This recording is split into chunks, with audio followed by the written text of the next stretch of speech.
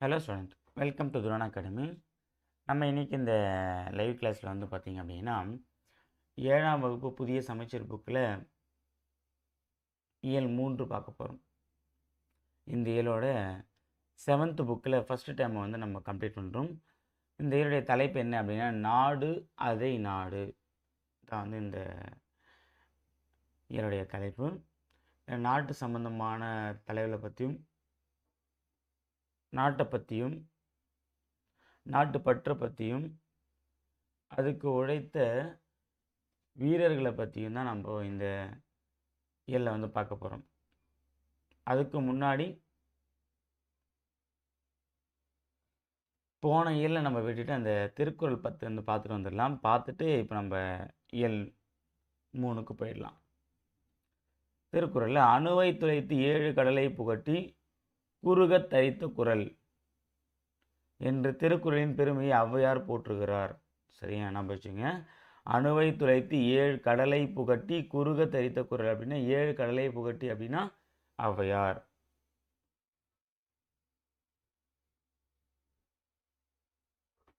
இதில் முதல் குறள் என்ன சொல்றாங்க பாருங்க. அழுக்காராமை அப்படின்ற அதிகாரத்தில் 2 குறள் கொடுத்துருக்காங்க. ஒழுக்காரா கொள்க ஒருவன் தன் நெஞ்சத்து அழுக்கார் இல்லாத இயல்பு. அது ஒழுக்காரா கொள்க ஒருவன் தன் நெஞ்சத்து அழுக்கார் இல்லா இயல்பு அப்படின்னா ஒருவன் தன் நெஞ்சில் பொறாமை இல்லாத குணத்தையே ஒழுக்க நெறியாக கொண்டு வாழ வேண்டும். ஓகேவா? ஏன்னா நமக்கு எது ஒன்றா வரலாம், ஆனால் பொறாமை மட்டும் ஒருத்தவங்க வரக்கூடாது. ஏன் அப்படின்னா பொறாமன்னா அது அப்படியே திரி போட்டால் ஒன்று சொல்லுவாங்க, பொறாமன்னா மயிரா போ, நம்ம பொறாமப்பட்டால் வந்து மயிரா போயிடுவோம் அப்படின்லாம் வந்து ஒரு பழமொழியாக சொல்லுவாங்க. ஸோ அப்போ என்ன அப்படின்னா நம்ம அடுத்தவன் மீது பொறாமை கொள்ளாமல் அடுத்தவன் வளர்ச்சி அடைந்தால் கூட ஓகேப்பா, அவன் உழைச்சா அந்த உழைப்பின் மூலமாக வளர்ச்சி அடைகிறான், ஓகே நல்லது, அந்த மாதிரி நம்மளும் உழைக்கணும் அப்படின்னு நினச்சா பிரச்சனை இல்லை. ஐயோ அவன் முன்னேறானா அப்படின்னு நம்ம நினச்சோன்னா அந்த பொறாமை நம்மக்கிட்ட இருந்தால் அது ஒழுக்க நெறியில் நம்ம வரமாட்டோம், நம்ம ஒழுக்கத்தை தவறிடுவோம். சரியா? பொறாமை இல்லாத நெஞ்சம் தான் வந்து பார்த்தீங்கன்னா ஒழுக்க நெறி கொண்டு வாழ நினைக்கிற நெஞ்சம் அப்படின்னு சொல்கிறாரு. அடுத்து 2வது, அவ்விய நெஞ்சத்தான் ஆக்கமும் செவ்வியான் கேடும் நினைக்கப்படும். என்ன சொல்கிறாங்க? அவ்விய நெஞ்சத்தான் ஆக்கமும் செவ்வியான் கேடு நினைக்கப்படும் அப்படின்னு என்ன அப்படின்னா பொறாமை கொண்டவருடைய செல்வமும் பொறாமை இல்லாதவருடைய வறுமையும் சான்றோரால் ஆராயப்படும். ஓகே, அப்படின்னு என்ன அப்படின்னா ஒருத்தன் பொறாமை அடைஞ்சிருக்கான், ரொம்ப பொறாமப்படுறான், ஆனால் அவங்ககிட்ட இருக்க செல்வத்தை பற்றி என்ன பண்ணுவாங்க அப்படின்னா ஒரு டவுட் வரும். ஏன்னா பொறாமப்படுறான் அப்படின்னு அவங்ககிட்ட எப்படி செல்வம் சேரும்? அது சேராமல் சேர்ந்து குறைஞ்சிடும். அதே மாதிரி பொறாமை இல்லாதவருடைய வறுமையும். ஓகேங்களா? ஸோ இது ரெண்டுமே என்ன அப்படின்னா இப்போ பாருங்க, இது ரெண்டுமே வந்து ஒரு தவறான விஷயம். ஓகேவா? ஏன் அப்படின்னா பொறாமை இல்லாமல் இருக்கான், அவன் ஒரு ஒழுக்க நெறியோடு இருக்கான் அப்படின்னா அவங்ககிட்ட இருக்கக்கூடிய வறுமையை பற்றியும், அதே மாதிரி வந்து ஒருத்தர் ரொம்ப பொறாமை பிடிச்சோம் ஆனால் வந்து அவங்ககிட்ட செல்வம் இருக்குது அப்படின்னா அவனுடைய அந்த செல்வத்துடைய நிலையும் சான்றோர்களால் அறிஞர்களால் நிறைய பேருக்கு எடுத்து வைக்கப்படும். அதாவது ஒரு நூலாவோ இதை பற்றி நம்ம பேசுகிறோம்ல, அதான் சொல்கிறாங்க பேசுகிறோம் அப்படின்னா இதெல்லாம் வந்து பின்னால் வந்து ஒரு வரலாறாக நமக்கு வந்து எடுத்து காட்டப்படும். இதெல்லாம் சான்றோர்கள் கண்ணில் பட்டுச்சுன்னா அவங்க என்ன பண்ணுவாங்க, உடனே இப்போ எக்ஸாம் ஏன்னா சென்சேஷனல் நியூஸ் கிடைச்சின்னா ஃபோட்டோகிராஃபர் நம்ம எடுத்து நியூஸில் போகிறாங்க. அதே மாதிரி இந்த மாதிரியான ஸ்டோரிலாம் கிடைச்சின்னா சான்றோர்கள் இதை வந்து நம்ம நாங்கள் ஆராய்ஞ்சு இதுக்குண்டான ஒரு நூலை எழுதிடுவாங்கன்றதை சொல்கிறாங்க. அவ்வளோதான். அடுத்தது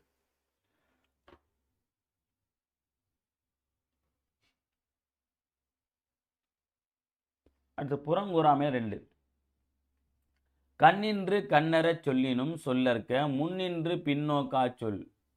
கண்ணின்று கண்ணறச் சொல்லினும் சொல்லற்க முன்னின்று பின்னோக்கா சொல். இது ரொம்ப முக்கியமான ஒரு பாடங்க. ஒருவருக்கு நேர் நின்று கடுமையான சொற்களை சொன்னாலும் சொல்லலாம், ஆனால் அவர் இல்லாத போது புறம் கூறுதல் கூடாது.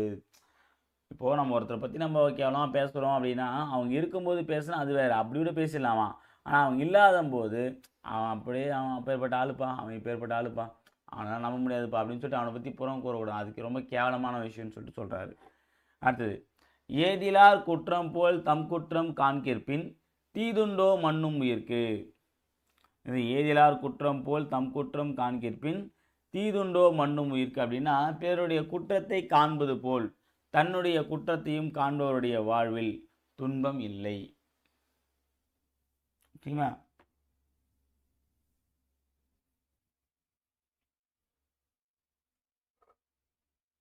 அடுத்தது அருளுடைமை. ஸோ அருளுடைமை வந்து பார்த்தா மொத்தம் 2 குழு கொடுத்துருக்கேன், அதை நம்ம பார்க்கலாம். அருட்செல்வம் செல்வத்துள் செல்வம் பொருட்செல்வம் பூரியார் கண்ணுமுல. அருட்செல்வம் செல்வத்துள் செல்வம் பொருட்செல்வம் பூரியார் கண்ணுமுல அப்படின்னா என்ன? அருளாகிய செல்வமே செல்வங்களில் சிறந்த செல்வமாகும். பாருங்க, அப்போ அப்படிங்கும்போது பொருட்செல்வம் இழிந்த இடத்திலும் உள்ளது. அருள் செல்வம் அப்படின்னா நல்ல குணங்கள், அப்புறம் வந்து பார்த்தீங்கன்னா அடுத்தவங்களை வந்து பார்த்தீங்கன்னா தீங்கு செய்யாத ஒரு நிலை. ஸோ இந்த மாதிரியான செல்வம் அருள் செல்வம் தான் வந்து பார்த்தா நமக்கு தேவையான செல்வம், அதான் சிறந்த செல்வம் ஆகும். பொருட்செல்வம் அப்படின்னா நமக்கு பொருள் மூலம் வரக்கூடிய செல்வம். அருள் செல்வம்னா நம்ம செய்யக்கூடிய புண்ணியம், அப்புறம் நம்ம செய்யக்கூடிய உதவி, தானம், தவம், இது மூலமாக கிடைக்கக்கூடிய ஒரு செல்வம் தான் அருள் செல்வம். அதான் நிலைச்சு நிற்கும். மற்றபடி பொருட்செல்வம் வந்து அது தானாக மறைஞ்சுன்னு சொல்கிறாங்க. அடுத்த குறளில் வலியார் முன் தன்னை நினைக்கத்தான் தன்னின் மெலியார் மேல் செல்லும் இடத்து. வலியார் முன் தன்னை நினைக்க தான் தன்னில் மெலியார் மேல் செல்லும் இடத்து அப்படின்னா என்ன? இது ரொம்ப ரொம்ப முக்கியமான ஒரு குறள். ஒருவர் தன்னை விட மெலிந்தவரை துன்புறுத்தும் போது தன்னை விட வலிமையுடையவரின் முன் தான் அஞ்சி நிற்கும் நிலையை எண்ணி பார்த்தல் வேண்டும். ஓகேவா? இப்போ நம்ம என்ன பண்ணுவோம் அப்படின்னா, ஒருத்தர் என்ன சண்டை போடுறோம் அப்படின்னா நம்ம கூட்டத்தில் டம்மி பீஸ் இருந்தால் அவங்கள போய் சண்டை போடுவோம். ஓகே, அந்த மாதிரி நம்ம வந்து பார்த்தோன்னா சண்டை போடும்போதோ இல்லை பேசும்போதோ பார்த்தோன்னா என்ன பண்ணோம், தன்னை விட மெலிந்தவர் முன்னாடி நம்ம போயிட்டு சண்டை போடுறதுக்கு என்ன பண்ணோம் அப்படின்னா தன்னுடைய வலிமையுடையவர் கூட நம்ம சண்டை போடும்போது நம்ம நிலைமை எப்படி இருக்கும், அப்படி தானே இப்போ இவனுடைய நிலைமை இருக்கும் அப்படின்றத யோசிச்சு பார்க்கணும். அப்படி யோசிச்சா நமக்கு அந்த எண்ணமே வராதுன்னு சொல்கிறாங்க. ஓகேவா? ஸோ என்ன பண்ணோம், அப்போ நம்ம போட்டிடும்போது கூட பார்த்தீங்கன்னா நமக்கு இணையானவங்ககிட்ட நம்ம போட்டி போடலாம், இல்லை நம்மளோட உயர்ந்தவங்க கூட போட்டி போடலாம். ஆனால் நம்மளோட தாழ்ந்தவங்க கூட நம்ம போட்டி போடக்கூடாது. அது ஒரு கேவலமான செயல்ன்றதை சொல்கிறாரு. அடுத்தது வாய்மை. வாய்மைனா உண்மைன்னு சொல்லக்கூடியதில் வந்து பார்த்தீங்கன்னா மொத்தம் ஒரு 3 குழு கொடுத்துருக்காங்க. வாய்மை எனப்படுவது யாதெனின் யாதொன்றும் தீமை இல்லாத சொல்லல். வாய்மை எனப்படுவது மற்றவர்களுக்கு ஒரு தீங்கும் தராத சொற்களை சொல்லுதல் ஆகும். உண்மைனா என்ன அப்படின்னா மற்றவங்களுக்கு நம்ம சொல்கிற அந்த உண்மையால் யாரும் பாதிக்கப்படலை, நம்ம பேசுகிற ஒரு பேச்சால் யாரும் பாதிப்படையலை அப்படின்னா அதுதான் உண்மை, வாய்மை அப்படின்னு சொல்கிறாரு. அடுத்தது தன்னெஞ்சறிவது பொய்யற்க பொய்த்த பின் தன்னெஞ்சே தன்னை சுடும். அது தன்னெஞ்சறிவது பொய்யற்க, ஒருவன் தன் நெஞ்சறிய பொய் சொல்லக்கூடாது, அவ்வாறு கூறினால் அவர் நெஞ்சமே அவரை வருத்தும்.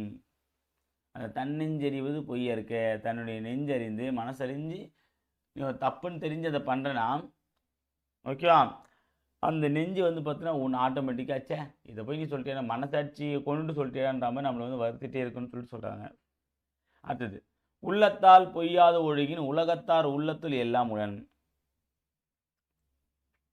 உள்ளத்தில் பொய் இல்லாமல் வாழ்பவர் உலகத்தார் உள்ளங்களில் எல்லாம் இருப்பவர் ஆவார். அதான் உள்ளத்தால் பொய்யாத ஒழுகின் உலகத்தார் உள்ளத்துள் எல்லாம் உடன். தன் உள்ளமறிந்து எந்த ஒரு பொய்யுமே சொல்லாமல் யாருக்கு தீங்கு செய்யாமல் ஒருத்தர் இருக்கார் அப்படின்னா அவர் வந்து பார்த்தீங்கன்னா உலகத்தில் இருக்கக்கூடிய எல்லாருடைய மனசுலையுமே இருப்பார்ன்றது சொல்கிறாங்க. அடுத்தது இறை மாட்சி. இதில் வந்து பாருங்கள், இது ரொம்ப முக்கியமான ஒரு குறள். இயற்றலும் ஈட்டலும் காத்தலும் காத்த வகுத்தலும் வல்லது அரசு. இது இயற்றலும் ஈட்டலும் காத்தலும் காத்த வகுத்தலும் வல்லது அரசு அப்படின்னு என்ன அப்படின்னா பொருள் வரும் வழிகளை அறிதலும் அவ்வழிகளில் பொருள்களை சேர்த்தலும் சேர்த்த பொருளை பாதுகாத்தலும் காத்த பொருளை பயனுள்ள வகையில் திட்டமிட்டு செலவிடுதலும் சிறந்த அரசின் செயலாகும். இதை நம்ம கவர்மெண்ட்டுக்கே சொல்கிற மாதிரி பாருங்கள். பொருள் வரும் வழி, இப்போ நம்ம எதுக்கு தான் வரி போடுறது நம்ம தெரிஞ்சுக்கணும். அவ்வழியில் பொருளை சேகரித்தல், அந்த மாதிரி என்ன பண்ணணும், அந்த வரியை போட்டோன்னா வரியை போட்டால் மட்டும் பத்தாது, அந்த வரி என்ன பண்ண வசூல் பண்ணணும். வசூல் பண்ணால் மட்டும் பத்தாது, நம்ம பாதுகாக்கணும். பாதுகாத்தா மட்டும் பத்தாது, அந்த பாதுகாத்த பணத்தை எப்படியான ஆக்கப்பூர்வமான வேலைக்கு நம்ம பயன்படுத்தணும். அப்படி பயன்படுத்தினா தான் அதான் ஒரு சிறந்த அரசு சொல்கிறாரு. ரொம்ப முக்கியமான ஒரு குறள். இயற்றலும் ஈட்டலும் காத்தலும் காத்த வகுத்தலும் வல்லது அரசு. ஸோ திருவள்ளுவரை பற்றி நம்ம எல்லாமே ஆல்ரெடி பார்த்து தான். இதில் வந்து பார்த்திங்கன்னா பால்கள் அப்படிங்கும்போது அறத்துப்பால் மொத்தம் 37 அதிகாரங்கள், பொருட்பால் 30 அதிகாரங்கள், இன்பத்துப்பால் 25 அதிகாரம், மொத்தம் 133 அதிகாரங்களை கொண்டது தான் நம்முடைய திருக்குறள்.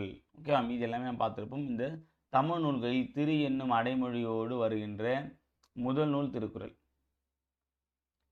இது தமிழ் நூல்களில் திரு என்னும் அடைமொழியோடு வருகின்ற முதல் நூலே தான் திருக்குறள் தான். ஓகேவா? ஸோ அதெல்லாம் பார்க்க முக்கியமானது. வாய்மை எனப்படுவது யாதெனின் தீங்கு தராத சொற்களை பேசுதல். அடுத்தது டேஷ் செல்வம் சான்றோர்களால் ஆராயப்படும். ஓகேவா? இது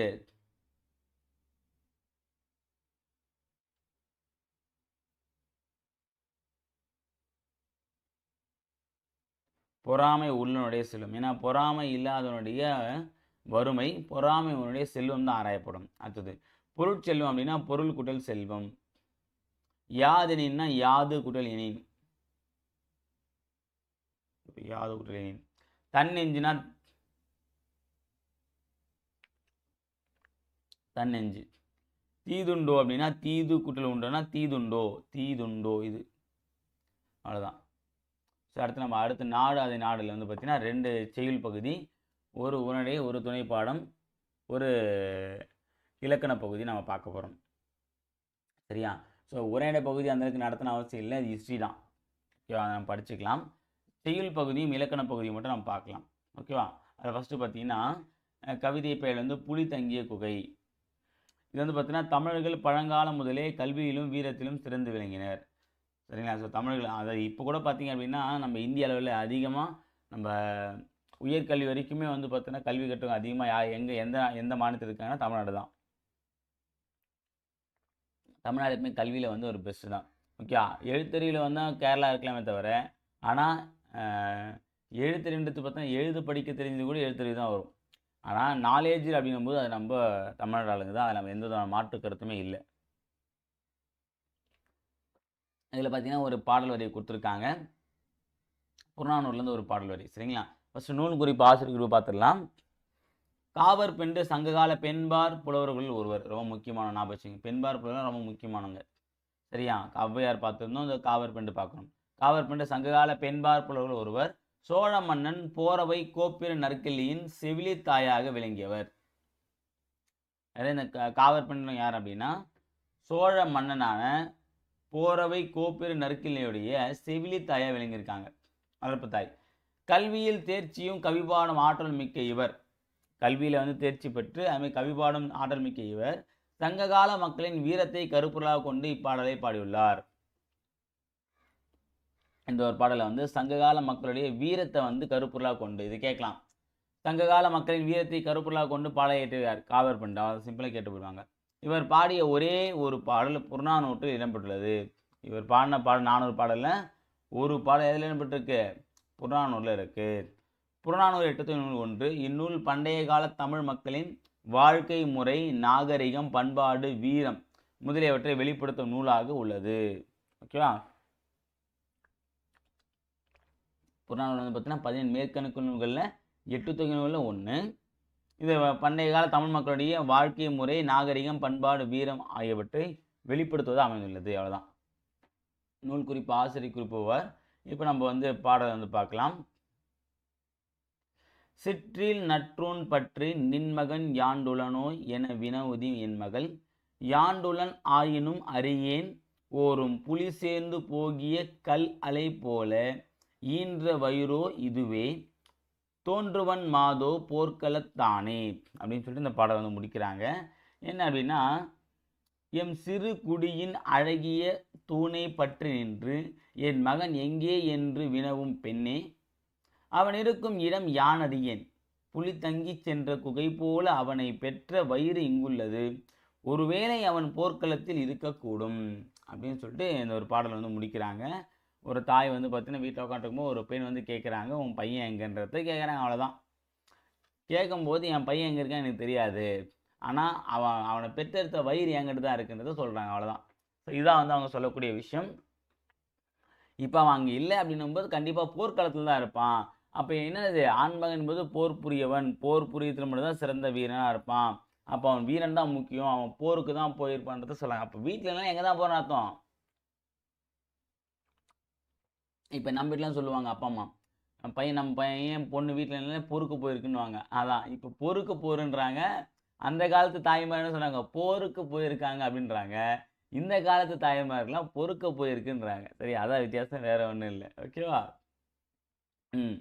அதான் வந்து சொல்கிறாங்க, அந்த புலி தங்கிய குகை போல, ஏன்னா அந்த புலி போல வீரம் மிக்கவன் தான் என் மகன்றத சொல்கிறாங்க. ஓகேவா? அவ்வளோதான் இந்த பாடலுடைய பொருள். சிற்றில் அப்படின்னா சிறு வீடு, ஏன்னா இல்லைனா இல்லறம், சிறிய குட்டல் இல்லறம், அப்போ சிறிய வீடு. ஓகேவா? ஓகே, அடுத்தது கல் அலைனா கற்குகை. கல் அலைனது கற்குகை, பெரிய இலை போட்டா. யாண்டு அப்படின்னா எங்கே, யாண்டுனா எங்கே. ஈன்ற வயிறு அப்படின்னா பெற்றெடுத்த வயிறு. ஈன்ற வயிறு என்னது, பெற்றெடுத்த வயிறு. சரியா? அவ்வளோதான். அடுத்தது யாண்டுனா என்னது, எங்கு. யாண்டு உலனோ, யாண்டு குட்டல் உலனோ. அடுத்து கல் அலைனா கல் அலை. அதான். அடுத்தது பாஞ்சை வளம். இது வந்து பார்த்தீங்கன்னா இந்த நாட்டுப்புற பாடலில் வரக்கூடிய பாடல். இது அந்த அளவுக்கு முக்கியமானது இல்லை. இதில் வந்து பார்த்தீங்கன்னா அந்த நூல் குறிப்பு ஆசிரியர்கள் மட்டும் பார்த்துங்க, போதுமானது. ஓகேவா? இந்த பாடல் வந்து பார்த்தீங்கன்னா ஒரு நாட்டுப்புற பாடல் மாதிரியே இருக்கும். ஓகேவா? ஸோ ஃப்ரீயாக இருந்து படித்து பாருங்கள். சொல்லும் பொருள் முக்கியமான. சூரன்னா வீரன். வீரன் சூரன்லாம் சொல்ல பார்த்தீங்கன்னா, நீ பெரிய சூரனான்னு கேட்போம். சூரனா என்ன, வீரன் அர்த்தம். பொக்கிஷம்னா செல்வம். பொக்கிஷம்னது செல்வம். சாஸ்தி அப்படின்னா மிகுதி. இந்த வத்தோட வாய் சந்த சொல்லானே, வெயில் ரொம்ப சாஸ்தியாக இருக்குல்ல அப்படின்னு சொல்லிட்டு பார்த்தீங்கன்னா அந்த வருடாசுரியோட தாத்தா சொல்லுவார். அதான். ஸோ சாஸ்தினா மிகுதியாக இருக்குது, அதிகமாகன்னு அர்த்தம். அப்புறம் விஸ்தாரம் அப்படின்னா பெரும் பரப்பு. ரொம்ப விஸ்தாரமாக இருக்குப்பா அப்படின்னா நல்ல பெரிய காலி இடம் இருக்குப்பான்னு சொல்ல பற்றி. அதான். அடுத்தது வாரணம் அப்படின்னா யானை. வாரணம்னது யானை. பரினா குதிரை. சிங்காரம்னா அழகு. கமுகுனா பாக்கு. சிங்காரம் நம்ம சீவி சிங்காரம் பண்ணிட்டு வராத நம்ம கேட்குறோம் பற்றி, அதுதான். சிங்காரம்னா என்னதுன்னா அழகு. அடுத்தது ஸோ இதில் வந்து பார்த்தீங்கன்னா வீரபாண்டிய கட்டவனுடைய ஆட்சி செய்த அந்த பாஞ்சாலங்குறிச்சியுடைய சிறப்பை பற்றி தான் வந்து சொல்லியிருப்பாங்க. அந்த நிலப்பகுதி வந்து எப்படி இருக்குது, அதனுடைய சிறப்பு என்ன, அதனுடைய உயர்வு என்ன, பெருமை என்ன, இது எல்லாத்தையும் வந்து சொல்கிற மாதிரி தான் இந்த ஒரு பாடல் அமைச்சிருப்பாங்க. ஓகே, இது என்ன அப்படின்னா கட்டபொம்மன் கதை பாடல்கள் பல வடிவங்களில் வழங்கி வருகின்றன. அவை பலரால் பதிப்பிக்கப்பட்டுள்ளன. நம் பாடப்பகுதியில் வரக்கூடிய இந்த ஒரு பாடம் பாஞ்சவன் பார்த்தீங்கன்னா நான் வானமாமலை தொகுத்து வெளியிட்டுள்ள வீரபாண்டிய கட்டபொம்மு கதை பாடல் என்ற நூலில் இருந்து எடுக்கப்பட்டது. கட்டபொம்மன் வாழ்க்கையில் நிறைய பேர் வந்து எழுதியிருக்காங்க. இப்போ நம்ம பார்க்கக்கூடிய இந்த பாஞ்சிய வனம்ன்ற ஒரு டாபிக் வந்து பார்த்தீங்கன்னா வீரபாண்டிய கட்டபொம்மு கதை பாடல் அப்படிங்கிற ஒரு டாபிக் வந்து வந்திருக்கு. சரிங்களா? ஓகே.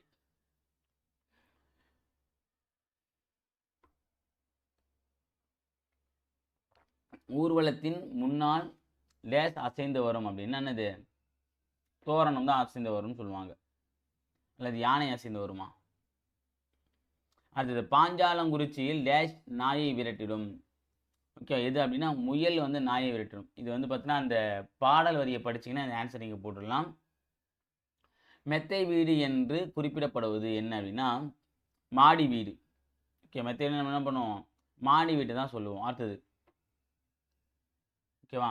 அடுத்தது நாலாவது பார்த்தோன்னா பூட்டும் கதவுகள் என்னும் சொல்லை பிரித்து எழுத கிடைப்பது என்ன அப்படின்னா பூட்டு குட்டல் கதவுகள். இது பூட்டு குட்டல் கதவுகள்.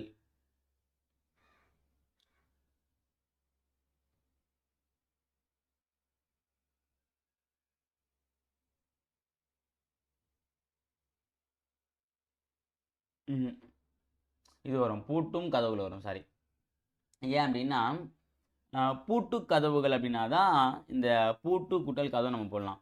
பூட்டும் கதவுகள் அப்படின்னா பூட்டும் கதவுகள் தான் ஒன்றா சேரும்போது அந்த இம்முனத்து இங்கே பூட்டும் கதவுகள், அந்த காக்கு இனமான எழுத்து இங்கே வந்துடும். அப்போ பூட்டும் கதவுகள் அப்படின்னா பூட்டும் குட்டல் கதவுகள் தான் வரும். ஓகே, அடுத்தது தோரண மேடை அப்படின்னா தோரணம் குட்டல் மேடை. வாசல் குட்டல் அலங்காரம்னா வாசல் அலங்காரம். வாசல் அலங்காரம் இருக்கு பாருங்க. அடுத்தது பொக்கிஷம் நம்ம என்ன பார்த்தோம், செல்வம். அடுத்தது சாஸ்தினா மிகுதி நம்ம பார்த்துருந்தோம். அடுத்தது விஸ்தாரம்னா பெரும் பரப்பு, சிங்காரம்னா அழகு. முடிஞ்சு போச்சு. ஓகேவா? அடுத்தது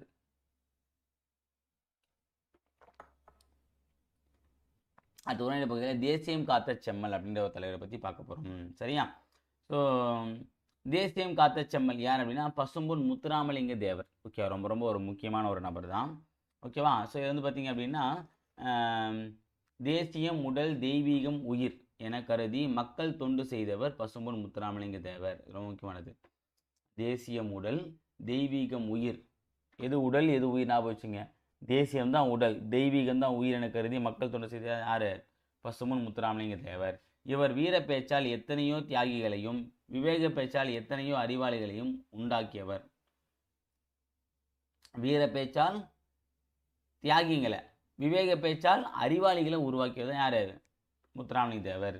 அடுத்தது, உண்மையை மறைக்காமல் வெளியிடுவதில் தனி துணிச்சல் பெற்றவர். சுத்த தியாகி என தந்தை பெரியாரால் போற்றப்பட்டவர். அது சுத்த தியாகி அப்படின்னு சொல்லிட்டு பெரியாரால் போற்றப்பட்டது தான் யார்? பசும்பொன் முத்துராமலிங்க தேவர். சரிங்களா? ஏன்னா அந்த கடவுளை பற்றின ஒரு கோட்பாடில் வந்து பார்த்தீங்கன்னா முத்துராமலிங்க தேவருக்கும் இவருக்கும் நிறைய கருத்து வேறுபாடு ஏற்பட்டாலும் பெரியார் பொறுத்த வரைக்கும் நிறைய பேரோட வந்து சண்டை வந்தாலுமே சரி அவனுடைய திறமையை வந்து மதிக்கக்கூடியவர். அதே மாதிரி தான் முத்துராமலிங்க தேவரும். ஓகேவா? என்னதான் பெரியாருடைய கருத்துக்களில் வந்து அவருக்கு முரண்பாடு ஏற்பட்டாலும் அவருடைய நிறைய மற்ற கருத்துக்களுக்கு வந்து பார்த்தீங்கன்னா முத்துராமலிங்க தேவரும் என்ன பண்ணியிருக்காரு? ஆறுதல் கொடுத்துருக்காரு, ஆதரவு கொடுத்துருக்காரு. ஸோ என்னென்னா அந்த காலத்தில் இந்த தலைவர்கள் என்ன பண்ணாங்கன்னா கருத்து மோதலில் மட்டும் ஈடுபட்டானே தவிர மற்றபடி வந்து பார்த்தோன்னா அவங்க உடல் ரீதியாகவோ மன ரீதியாகவோ எந்த விதமான மோதலும் தனிப்பட்ட மோதல் எதுவுமே பண்ணலை. ஓகே, அது ரொம்ப சிறப்பான விஷயம். இப்போ நம்ம வந்து பார்த்தோன்னா இந்த பாடத்தில் வந்து முழுக்க முழுக்க வந்து பசும்பொன் முத்துராமலிங்க தேவர் அவர்களை பற்றின தகவலை தான் நம்ம பார்க்க போகிறோம் ஒன் பை ஒன்னா. ஃபஸ்ட்டு இளமை காலம். இளமை காலம் பார்த்தீங்கன்னா முத்துராமலிங்க தேவர் 1908ஆம் ஆண்டு அக்டோபர் திங்கள் 30ஆம் நாள் ராமநாதபுரம் மாவட்டத்தில், இப்போ அக்டோபர் 30 1908ஆம் ஆண்டு ராமநாதபுரம் மாவட்டத்தில் வந்து பார்த்தீங்கன்னா பசும்பொன் அப்படின்ற ஒரு ஊரில் தான் பிறந்தார். அவருடைய அப்பா பேர் வந்து உக்கிரபாண்டி தேவர் இந்திராணி அம்மையார். சரி, உக்கிரபாண்டி தேவர் இந்திராணி அம்மையார். இளமையிலேயே அன்னை இழந்ததால் இஸ்லாமிய தாய் ஒருவரால் பாலூட்டி வளர்க்கப்பட்டார். ஞாபகம் வச்சுங்க. சின்ன வயசுல அவங்க அம்மா இறந்ததால இஸ்லாமிய தாய் என்ன பண்ண இவருக்கு பால் ஊட்டினாங்க. முத்துராமலிங்க தன் தொடக்க கல்வியை கமுதியிலும், தொடக்க கல்வி என்ன பண்ணியிருக்காரு? எலிமெண்ட்ரி ஸ்கூலில், அதாவது கமுதியில் வந்து படிச்சிருக்காரு. அடுத்த உயர்நிலை கல்வியை வந்து மதுரை பசுமலை பள்ளியிலும், மதுரையில் இருக்கக்கூடிய பசுமலை பள்ளியில் தான் என்ன பண்ணியிருக்காரு? உயர்நிலை கல்வி. உயர்நிலை கல்வி எங்கே படிச்சிருக்காரு? மதுரை பசுமலை பள்ளியிலும் ராமநாதபுரத்திலும் பயின்றார். இவர் ராமநாதபுரத்தில் படித்து கொண்டிருந்த போது அவ்வூரில் பிளேக் நோய் பரவியதால், இவர் ராமநாதபுரத்தில் படிக்கும்போது பார்த்தீங்கன்னா அங்கே பிளேக் நோய் வந்ததுனால படிப்பு பாதி நின்றது. அதன் பிறகு தாமாக நிறைய நூல்களை படித்து தமது அறிவையும் ஆற்றலையும் வளர்த்து கொண்டார். அடுத்தது பல்துறை ஆற்றல். இவருக்கு வந்து பார்த்தீங்கன்னா நிறைய துறைகளில் வந்து நிறைய திறமைகள் இருந்துச்சு. சரி, என்னதான் வந்து படிப்பு பாதி நிறுத்தினாலும் தன்னுடைய திறமையை வந்து வளர்த்து கொண்டே தான் இருந்தார். முத்துராமலிங்க தேவர் தமிழ் ஆங்கிலம் ஆகிய இரு மொழிகளிலும் சொற்பொழிவு ஆற்றும் திறன் பெற்றிருந்தார். தமிழ் ஆங்கிலம் இந்த ரெண்டு மொழிகளுமே சொற்பொழிவு ஆற்றக்கூடிய திறமையை வந்து பெற்றிருந்தார். பாருங்கள், தமிழ் இங்கிலீஷ் ஃப்ளூயண்ட்டாக பேசுவார். அது மட்டும் இல்லாமல் சிலம்பம், குதிரை ஏற்றம், துப்பாக்கி சுடுதல், ஜோதிடம், மருத்துவம் போன்ற பல்துறைகளிலும் ஆற்றல் உடையவராக விளங்கினார். ஓகேவா? அதே மாதிரி இளமையில் அவருக்கு வந்து அரசியல் ஆர்வம் இருந்துச்சு. ஓகே, அந்த காலத்தில் வந்து பார்த்தீங்கன்னா இந்த விடுதலை போராட்டத்தில் நம்ம ஈடுபடணும் அப்படிங்கும்போது அது வந்து அரசியல் வந்து அவங்களுக்கு மிகப்பெரிய ஒரு ஏணியாக இருந்துச்சு. ஓகே, அதை தான் பயன்படுத்தி நிறைய பேர் வந்து என்ன பண்ணாங்க? அரசியலுக்குள்ளே என்ட்ரி ஆனாங்க. இப்போ கூட பார்த்தீங்கன்னா அந்த காலத்தில் வந்து நிறைய பேர் வந்து அரசியல்வாதி ஆகிறதுக்கு காரணமே என்னென்னா அந்த விடுதலை உணர்வு தான். நம்ம விடுதலை பெறணும் அப்படின்ற அந்த உணர்வு தான் அவங்க எல்லாருமே என்ன பண்ணிச்சு? அரசியலை வந்து சேர்க்க ஆரம்பிச்சிச்சு. ஓகேவா? அடுத்தது விடுதலை போராட்டத்தில் பங்கு. ஸோ அரசியலில் சேர்ந்தார் அப்படின்னா விடுதலைக்காக சேர்ந்தார். அதை பற்றி பார்க்க போகிறோம். இதில் தெரிந்து கொள்ள ஒரு முக்கியமான தகவல் பார்க்கலாம். 1936ஆம் ஆண்டு நடைபெற்ற தேர்தலில் விருதுநகரில் போட்டியிட பெருந்தலைவர் காமராசர் முன் வந்தார். 1936 விருதுநகர் மாவட்டத்தில் வந்து போட்டியிடறதுக்காக காமராசர் முன் வந்திருக்காரு.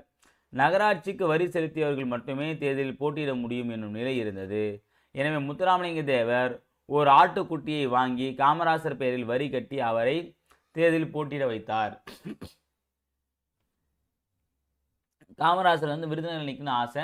ஆனால் அப்போ வந்து ஒரு சட்டம் போடுறாங்க. என்ன அப்படின்னா நகராட்சிக்கு வரி கட்டவங்க தான் வந்து எலெக்ஷன் நிற்கணும் அப்படின்னும் போது இவர் வரி கட்டலை. அதுக்கு ஏன்னா இவருக்காக இவர் பேரில் ஒரு ஆட்டுக்குட்டியை வாங்கி இவர் பேரில் வந்து வரியை கட்டுறாரு. அப்போ என்ன பண்ண அதுக்கப்புறம் அந்த தேர்தல் நின்று ஜெயிக்கவும் செய்கிறாரு. ஓகேவா? அது விடுதலை போராட்டத்தில் பங்கு அப்படின்னும் போது முத்துராமலிங்க தேவர் இந்திய விடுதலை போராட்டத்தில் தீவிரமாய் பங்கேற்றார். அது இந்திய விடுதலை போராட்டத்தில் தீவிரமாக வந்து பங்கேற்றார். தமது பேச்சாற்றலால் ஆங்கில ஆட்சிக்கு எதிரான மக்களிடம் பெரும் எழுச்சி ஏற்படுத்தினார். மேடைகளில் அவர் ஆற்றிய வீர உரைகளை கேட்டு மக்கள் ஆங்கில ஆட்சிக்கு எதிராக வீறு கொண்டிருந்தனர். அதனால் அச்சமடைந்த ஆங்கில அரசு பலமுறை அவரை கைது செய்தது, சிறையில் அடைத்தது. மேலும் வாய்ப்பூட்டு சட்டம் மூலம் மேடைகளில் அரசியல் பேசக்கூடாது என்னும் அவருக்கு தடை விதித்தது. சரியா, இந்த வாய்ப்பூட்டு சட்டம் ரொம்ப முக்கியமானது. மேடையில் பேசுவதற்கு தடை, அதுதான் இந்த வாய்ப்பூட்டு சட்டம். வட இந்தியாவில் வாய்ப்பூட்டு சட்டத்தின்படி பேச தடை விதிக்கப்பட்ட தலைவர் பாலகங்காதர திலகர். ஓகேவா, இனிமேல் வாய்ப்பூட்டு சட்டம் வட இந்தியாவில் ஒருத்தருக்கு போட்டிருக்காங்க. தென்னிந்தியாவில் நமக்கு திலகர்னா, சரி, தென்னிந்தியாவில் வந்து தேவர் அப்படின்னா, வட இந்தியாவில் திலகர். ஞாபகம் வச்சுக்கோங்க, திலகர் தேவர் ரெண்டுமே அதில் தான் வரும். ஓகேவா, திலகர் வந்து வட இந்தியா, தேவர் வந்து தென்னிந்தியா. அவரை போலவே தென்னாட்டின் அச்சட்டத்திற்கு ஆட்பட்ட தலைவர் முத்துராமலிங்க தேவர் ஆவர் குறிப்பிடத்தக்கது. இவரது விடுதலை வேட்கையை அறிந்த திருவி கல்யாண சுந்தரனார் தேசியம் காத்த செம்மன் என பாராட்டுகிறார். இப்போ நான் பார்க்கும்போது தலைப்பு, இந்த தலைப்பு காரணமே என்ன, திருவிக்கா தான். அவர் தான் தேசியம் காத்த செம்மன் சொல்லிட்டு முத்துராமலிங்க தேவருக்கு இந்த ஒரு சிறப்பை கொடுத்துருக்காரு. ஆல்ரெடி சுத்த தியாகின்னு சொன்னது யாரு, பெரியார். தேசியம் காத்த செம்மன் சொன்னது திருவி கல்யாண சுந்தரனார். ஞாபகம் வச்சுக்க, மாற்றி போட்டுறாதீங்க. சரியா,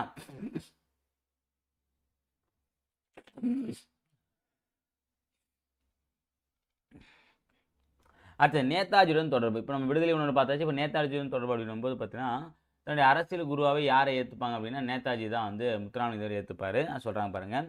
வங்கச்சிங்கம் என்று போற்றப்பட்ட நேதாஜி சுபாஷ் சந்திர போஸுடன் நெருங்கிய தொடர்பு கொண்டிருந்தார். அவரை தமது அரசியல் குருவாக ஏற்றுக்கொண்டார். முத்துராமலிங்க தேவரின் அழைப்பை ஏற்று, ஓகேவா, 1939ஆம் ஆண்டு செப்டம்பர் திங்கள் 6ஆம் நாள் நேதாஜி மதுரைக்கு வருகை தந்தார். 1939 செப்டம்பர் 6ஆம் நாள் மதுரைக்கு என்ன பண்ணியிருக்காரு, நேதாஜி சுபாஷ் சந்திர போஸ் வந்திருக்காரு. நேதாஜி தொடங்கிய இந்திய தேசிய இராணுவத்தில், இது நேதாஜி தொடங்கிய இந்த இந்திய தேசிய, அதாவது ஆசாத் இந்து வச்சு சொல்ல முடியும், சாரி ஐஎன்ஏ, அந்த இந்தியன் நேஷனல் ஆர்மியில் வந்து முத்துராமலிங்க தேவர் முயற்சியால் ஏராளமான தமிழக இளைஞர்கள் இணைந்தனர். விடுதலைக்கு பின் நேதாஜி என்னும் பெயரில் வார இதழ் ஒன்றையும் நடத்தினார். இந்தியா விடுதலை அடைஞ்ச பிறகு நேதாஜி பெயரிலே அவர் நினைவாக வந்து ஒரு வார இதழை, வீக்லி மேகசின் நடத்தியிருக்காரு. அடுத்தது பேச்சாற்றல் அப்படிங்கும்போது அதை நமக்கு சொல்லவே தேவையில்லை. வாய்ப்பூட்டு சட்டமே போட்டுங்க அப்படின்னா அவருடைய பேச்சாற்றல் எந்த அளவுக்கு இருந்திருக்கிறது நம்ம நல்லா தெரிஞ்சுக்க முடியுது. சரிங்களா,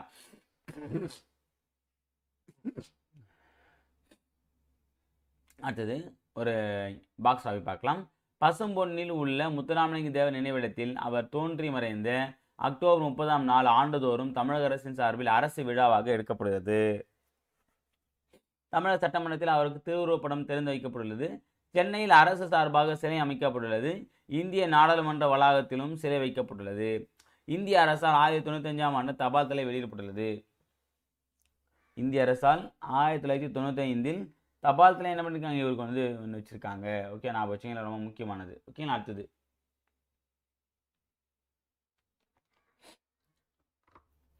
தமது பேச்சாற்றலால் அனைவரையும் கவர்ந்தவர் முத்துராமலிங்க தேவர். அவர் முதலில் சாயல்குடி எனும் ஊரில், ஓகே, அது முதலில் சாயல்குடி அப்படின்ற ஊரில் விவேகானந்தரின் பெருமை என்னும் தலைப்பில் 3 மணி நேரம் உரையாற்றினார். ஓகே, அது விவேகானந்தர் பெருமை அப்படின்னு தலைப்பில் ஃபஸ்ட்டு முதல் சொற்பொழி எங்கே ஆற்றுறாரு, சாயல்குடியில் 3 மணி நேரம். ஓகேவா, அந்த கூட்டத்தில் பெருந்தலைவர் காமராசரும் இருந்தார். இது போன்ற ஒரு பேச்சை இதுவரை நான் கேட்டதில்லை என முத்துராமலிங்க தேவரின் வீரமிக்க பேச்சை விடுதலை போருக்கு மிகவும் உதவும் என்றும் காமராசர் புகழ்ந்தார். சரியா, இது கேட்கலாம், அதாவது இது போன்ற ஒரு பேச்சை இதுவரை நான் கேட்டதில்லை என முத்துராமலிங்க தேவரை புகழ்ந்தார்னா காமராசர். சரியா, மொத்தம் 3 பேர் பார்த்துருக்குது இருக்கு, நான் வச்சுங்க, திருவிக்கா, காமராசர், பெரியார். அடுத்தது, மேலும் பல தலைவர்கள் முத்துராமலிங்க தேவரின் பேச்சாற்றலை பாராட்டியுள்ளனர். தென்னாட்டு சிங்கம் என்று தேவரை சொல்லுகிறார்களே, அது சால பொருந்தும் என அவரது தோற்றத்தை பார்த்த உடனேயே நினைத்தேன். அவர் பேசத் தொடங்கியதும் சிங்கத்தின் முழக்கம் போலவே இருந்தது என அறிஞர் அண்ணாவும் அவரை புகழ்ந்துள்ளார். சரியா, அதாவது தென்னாட்டின் சிங்கம் சொல்லிட்டு யார் சொன்னோம்னா முத்துராமலிங்க தேவரை சொல்கிறோம். அது உண்மைன்றதை சொன்னது யார், அவர் உண்மைன்றதை அவர்கிட்ட பேசும்போது தெரிஞ்சுன்னு சொன்னது அறிஞர் அண்ணா. இப்போ 4 பேர் இது வரைக்கும் அவரை புகழ்ந்துரைத்துள்ளார். முத்துராமலிங்க தேவர் பேச்சு உள்ளத்தில் இருந்து வெளிவருகிறது, உதடுகளில் அல்ல. உள்ளத்தால் எதிலும் பற்றற்று உண்மை என பட்டதை மறைக்காமல் அப்படியே பேசுவது அவர் வழக்கம் என மூதறிஞர் ராஜாஜி பாராட்டியுள்ளார். சரியா, அது உள்ளத்தில் இருக்கிறது அப்படியே பேசக்கூடிய நபர் தான் அவர். உள்ளத்தில் ஒன்று இருந்துச்சுன்னு வெளியே ஒன்று பேச மாட்டார் அப்படின்னு சொன்னது ராஜாஜி. ஓகேவா, அடுத்து பாருங்கள், பாராளுமன்றத்தில் இவர் ஆங்கிலத்தில் பேசிய பேச்சு வெள்ளையர் காலத்தில் வல்லபாய் பட்டேல் போன்ற மேதைகள் பேசிய பேச்சை போல் இருந்ததாக வட இந்திய இதழ்கள் பாராட்டின.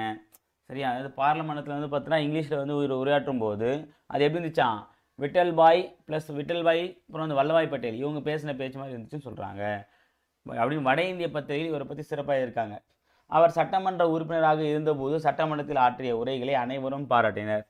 இவர் நிறைய வாட்டி எம்எல்ஏ வந்திருக்கும் போது என்ன பண்ணாங்க, இவருடைய சிறப்பை வந்து பாராட்டியிருக்காங்க. இவருடைய பேச்சை வந்து நிறைய பேர் பாராட்டியிருக்காங்க. அப்போ அந்தளவுக்கு பேச்சாற்றல் மிக்கிறவா தான் இவர் இருந்திருக்காரு. யார்? முத்துராமலிங்க தேவர். சரி, அடுத்தது தேர்தல் வெற்றி என்பது என்னென்ன தேர்தல் வெற்றி பெறார் அப்படின்னா, மக்கள் பிரதமர் பெற்ற தலைவர்களில் விளங்கியவர் பசு முத்துராமலிங்க தேவர். 1937ஆம் ஆண்டு நடைபெற்ற சட்டமன்ற தேர்தலில் ராமநாதபுரம் அரசர் சண்முக ராஜேஸ்வர சேதுபதி எதிர்த்து போட்டியிட்டு வெற்றி பெற்றார். அப்போது லண்டனில் பாரிஸ்டருக்கு படித்து வந்த தோழர் KTK தங்கமணி இந்திய தேர்தலில் ராமநாதபுரம் மன்னரை எதிர்த்து போட்டியிட்ட தேவர் அவர்களின் வெற்றியும் புப்பிலி அரசர் எதிர்த்து போட்டியிட்ட VV கிரி அவர்களின் வெற்றியுமே இந்திய மாணவர்கள் எதிர்பார்த்தோம் என குறிப்பிட்டிருந்தார். அது முக்கியமானதில்லை. அடுத்தது எந்தெந்த வருஷம் தேர்தல் பண்ண வச்சுங்க, 1937 சட்டமன்ற தேர்தல், அப்புறம் 1946 போட்டியின்றி வெற்றி பெற்றார். அப்புறம் 1952, 57 ஆகிய ஆண்டுகளில் நடந்த சட்டமன்ற நாடாளுமன்ற தேர்தலில் போட்டியிட்டு இரண்டிலும் வெற்றி பெற்றார். 1952, 1957 சட்டமன்ற நாடாளுமன்ற தேர்தலில் வெற்றி பெற்றிருக்காரு. அப்புறம் பார்த்தீங்கன்னா 1962 நடைபெற்ற நாடாளுமன்ற தேர்தலில் உடல்நலக் குறைவு காரணமாக பரப்புரை செய்ய இயலாத போதிலும் தேர்தலில் வெற்றி பெற்றார். ஓகே, அப்போ எந்தெந்த வருஷம்? 1937, 1937, 46, 52, 57, 62, 1, 2, 3, 4, 5 மொத்தம் 5 இயர்ஸ் வந்து பார்த்தீங்கன்னா நடந்திருக்கு. ஓகே, அஞ்சு வருஷம் வந்து தேர்தல் நின்றுருக்காரு. சரிங்க, ஜெயிச்சிருக்காரு. அடுத்தது குற்ற பரம்பரை சட்ட எதிர்ப்பு மாநாடு. இது ரொம்ப முக்கியமானதுங்க. ஆங்கில ஆட்சியில் மக்களை ஒடுக்குவதற்காக கொண்டு வரப்பட்ட குற்ற பரம்பரை சட்டமாகும். சரியா, ஆங்கில ஆட்சி காலத்தில் அவங்க வேலை என்னென்னா, மக்களை என்ன எழுச்சி பண்ணாங்கன்னா அடக்கத்துன்னு ஒரு சட்டம் கொண்டு வருவானுங்க. நாட்டுடைய வளர்ச்சிக்கு ஒரு சட்டம் கொண்டு வந்தாங்க அப்படின்னா மக்களை அடக்கிறதுக்கு 4 சட்டம் கொண்டு வருவானுங்க. சரியா, அதில் ஒன்று தான் இந்த குற்ற பரம்பரை சட்டம். பிறப்பாலேயே ஒருவரை குற்றவாளியாக கருதும் அச்சட்டத்தை நீக்குவதற்கு மக்களை திரட்டி பல்வேறு போராட்டம் நடத்தினார். இப்போ திருட பையன் தான் திருடனாக இருப்பான், கண்டிப்பாக இவன் தான் திருடிப்பான் நம்ம சொல்ல பற்றி அதுதான். ஸோ அந்த பிறப்பினாலே என்ன பண்ணுறாங்க, ஒருத்தன் குற்றவாளின்னு சொல்லிட்டு நிரூபிக்குது. அவன் தப்பு பண்ணால் தான் குற்றவாளி, ஆனால் பிறந்தனாலே குற்றவாளியோட வயிற்றில் பிறந்தாலே அவனும் குற்றவாளியாக தான் இருப்பான்னு சொல்லிட்டு நம்ம ஒரு கேவலமான எண்ணத்தை வச்சுருக்க பற்றி அதுதான். அந்த சட்டத்தை வந்து பார்த்தீங்கன்னா எதிர்த்து போராடினார். ஓகே, 1934ஆம் ஆண்டு மே 12, 13 ஆகிய தேதிகளில் கமுதியில் குற்றப்பரம்பரை சட்ட எதிர்ப்பு மாநாட்டை நடத்தினார். கமுதியில் தான் குற்றப்பரம்பரை எதிர்ப்பு மாநாட்டை நடத்தியிருக்காரு. அவர் தொடர் போராட்டத்தில் 1948ஆம் ஆண்டு அச்சட்டம் நீக்கப்பட்டது. 1934 போராடி 1948 என்ன பண்ணியிருக்காங்க, அச்சட்டத்தை வந்து நீக்கியிருக்காங்க. அதோட ஆங்கில அரசு கிடையாது, 1949 இந்திய அரசாங்கம் தான். அடுத்து ஆலை நுழைவு போராட்டம். இது வந்து பார்த்தீங்கன்னா அக்காலத்தில் மதுரை மீனாட்சி அம்மன் கோவிலுக்குள் செல்ல ஒரு சாரருக்கு தடை இருந்தது. மதுரை மீனாட்சி அம்மன் கோயிலில் உள்ள போத்து ஒரு சாருக்கு மட்டும் அந்த தடை இருந்துச்சு. இது அத்தடையை எதிர்த்து 1939ஆம் ஆண்டு ஜூலை திங்கள் 8ஆம் நாள் மதுரை வைத்தியநாத ஐயர் கோவில் நுழைவு போராட்டம் நடத்த திட்டமிட்டார். 1939 ஜூலை 8ஆம் நாள் என்ன பண்ணால் வைத்தியநாத ஐயர் வந்து பார்த்தீங்கன்னா கோவிலில் வந்து நுழைவுக்கு திட்டமிட்டார். அதனை எதிர்த்து அர்ச்சகர்கள் ஆலய பணியை புறக்கணித்தனர். தேவர் திருச்சுழியில் இருந்து அர்ச்சகர்களை இருவரை அழைத்து வந்து ஆலய நுழைவு போராட்டத்தை வெற்றி பெற செய்தார். சரியா, அப்போ என்ன பண்ணால் இந்த ஆலயத்தில் வந்து இந்த நுழைவு போராட்டம் பண்ணிங்க அப்படின்னு நாங்களாம் வந்து வேதம் ஓத மாட்டோம்னு சொல்லிட்டு பண்ணால் ஐயர்லாம் வெளியே வந்துட்டாங்க. அப்போ வந்து பார்த்தீங்கன்னா பக்கத்தில் திருச்சுழின்ற ஒரு ஊருக்கு போயிட்டு அங்கே 2 அர்ச்சகரை கொண்டு வந்து அர்ச்சனை செய்ய வச்சார் முத்துராமலிங்க தேவர். அடுத்தது விவசாயிகளின் தோழர். ஜமீன் விவசாயிகள் சங்கம் ஏற்படுத்தி விவசாயம் துடைக்க பாடுபட்டார். உழுபவர்களுக்கே நிலம் என்றார். தமிழுக்கு சொந்தமாக 3.5 சிற்றுகளில் இருந்த தமக்கு சொந்தமாக 32.5 சிற்றுகளில் இருந்த விளைநிலங்களை குத்தகை இல்லாமல் உழுபவர்களுக்கே பங்கிட்டு கொடுத்தார். ஓகே, 32 சிற்றுகளில் அவருக்கு இருந்த அந்த நிலங்கள் வந்து என்ன பண்ணியிருந்தார், உழக்கூடிய மக்களுக்கே வந்து தானமாக கொடுத்துருக்காரு. சரியா, அடுத்தது கூட்டுறவு சிந்தனையாளர்.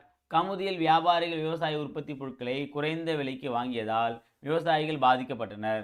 பாரத மாதா கூட்டுறவு பண்டசாலையை ஏற்படுத்தி விவசாயிகளின் விளை பொருட்களை சரியாக விலை கிடைக்க செய்தார். ஓகே, பாரத மாதா கூட்டுறவு பண்டசாலை அப்படின்ற ஒரு அமைப்பை வந்து நிறுவி அது மூலமா எல்லாருக்கும் நியாயமான விலை கிடைக்க செய்தார். அடுத்தது தொழிலாளர்களின் தலைவர்.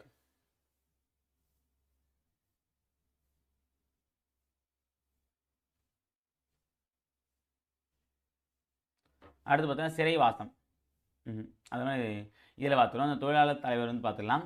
இது சின்ன ஒரு பாயிண்ட் தான். 1938 காலத்தில் மதுரையில் 23 தொழிலாளர் சங்கங்கள் தலைவராக திகழ்ந்தார். சரியா, தேவர் 1938 மதுரையில் இருந்த 23 தொழிலாளர் சங்கத்துடைய தலைவர். 23 சங்கத்துக்குமே யார் தான் தலைவர்? முத்துராமலிங்க தேவர் தான். மதுரையில் இருந்த நூற்பாலை ஒன்றில் வேலை செய்த தொழிலாளிகளின் உரிமைக்காக தோழர் ப. ஜீவானந்துடன் இணைந்து 1938ஆம் ஆண்டு போராட்டம் நடத்தினார். சரியானது தோழர் ப. ஜீவானந்தம் ப்ளஸ் வந்து முத்துராமலிங்க தேவர் 2 பேரும் சேர்ந்து என்ன பண்ணாங்க? 1938 நூற்பாலை ஒன்றில் வேலை செய்த தொழிலாளர்களுக்கு உரிமை தொகை வழங்கும் தொடர்பாக போராட்டம் நடத்தினாங்க. அதற்காக 7 திங்கள் சிறை தண்டனை பெற்றார். ஸோ அந்த போராட்டத்தை என்ன பண்ணாங்க? கைது பண்ணி அவர் 7 மாதம் உள்ள வச்சிட்டாங்க. உழவர்களின் நலன் காக்க ராஜபாளையத்தின் மிகப்பெரிய அளவிலான மாநாடு ஒன்று நடத்தினார். சரி, உழவர்களுடைய நலன் காப்பதற்காக மிகப்பெரிய மாநாடு ஒன்று ராஜபாளையத்தை நடத்தினார். சரியா, பெண் தொழிலாளர்களுக்கு மகப்பேறு காலத்தில் ஊதியத்துடன் கூடிய விடுப்பு வேண்டும் என போராடினார். சரியா, பெண்களுக்கு வந்து பார்த்தீங்கன்னா மகப்பேறு காலத்தில் அவங்களால வர முடியாது. அப்புறம் பண்ண அவங்களுக்கு அப்போ வர முடியாதுன்னா அவங்களுக்கு கண்டிப்பாக சம்பளம் இருந்தோம். அப்போ சம்பளத்துடன் கூடிய விடுப்பு கொடுக்கலான்னு சொன்னது யார் தான்? தேவர் தான். அது முத்துராமலிங்க தேவர் தான். அடுத்தது சிறைவாசம்.